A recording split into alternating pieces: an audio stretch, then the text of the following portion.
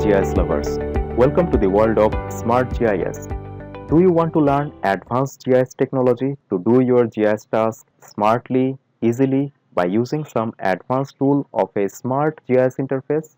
Then this course is for you, because in this course we are going to learn SuperMap iDesktop 10i for Smart GIS, in where we can do our many advanced and difficult GIS tasks very easily, smartly by one click.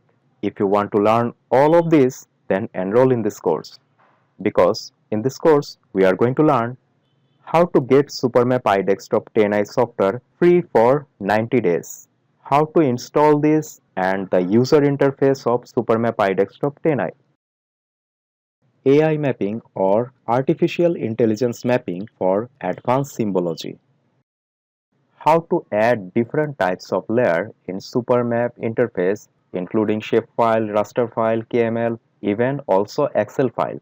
We will learn also how to create a map by using Excel file, how to create new shapefile, how to add field inside attribute table, how to add projection system in new shapefile, and so on. We will learn also how to georeference an image map very easily by using SuperMap Smart Interface. And we will learn map digitizing and also shapefile editing with advanced tools of SuperMap.